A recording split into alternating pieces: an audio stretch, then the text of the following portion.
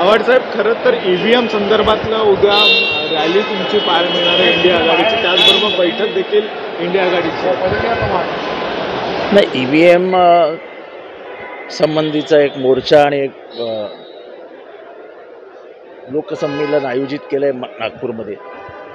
आणि हे लोकशाही टिकवण्यासाठी आहे. या देशातली लोकशाहीच धोक्यात येते आहे.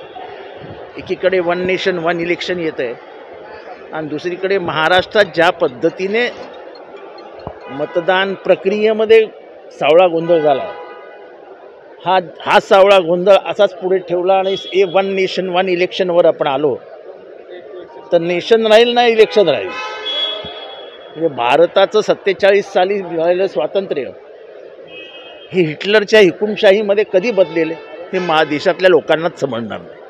त्यामुळे याच्याविरुद्ध आत्तापासूनच उभं राहिलं पाहिजे. आणि जसं भारत छोडो आंदोलन ह्या महाराष्ट्राच्या भूमीमधनंच सुरू झालं आणि अखेरीस ब्रिटिशांना भारत छोडावं लागलं, तसंच एक प्रकारचं आंदोलन उभं केलं पाहिजे. आणि लोकसहभाग त्याच्यातला महत्त्वाचा आहे. तो लोकसहभाग घेऊन ईव्हीएम ह्या देशातनं गेलं पाहिजे, अशा प्रकारची पावलं टाकली पाहिजे. हे मी बोलत असताना मी स्पष्टपणाने सांगितलं पाहिजे की मी ईव्हीएमचा विरोध 2014 सालापासून करतो. म्हणजे मी आज विरोधाला नाही उतरलो. मी जेव्हा जिंकत होतो तेव्हा पण सांगत होतो की ईव्हीएमचा विरोध करा. हा छोटा ससा देतात आणि मोठा वाघ मारतात. एखादं छोटं राज्य हातात देतात आणि बघा जिंकलात की नाही, मग आता बोलायचं नाही, आणि मोठं राज्य घेऊन पसार होतात. तेव्हा आमचं ऐकायला कोण तयार नव्हतं. सत्य समोर येत आहे.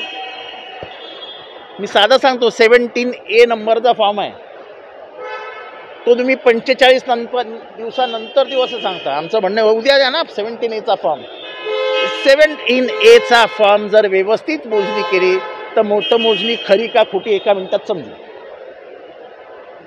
महाराष्ट्रामध्ये तुम्ही तुमचं व्हिडिओग्राफी झालेलं का देत नाही आहे? हरियाणाच्या कोर्टाने सांगितलं की तुम्ही सादर करा म्हणून. 17A फॉर्म तुम्ही का देत नाही आहे? त्यामुळे खूप प्रश्न आहेत आणि आम्ही विचारणारे लोक आहोत. व्यवस्थेला प्रश्न विचारणारी माणसं आहोत. आम्ही विचारत राहणार.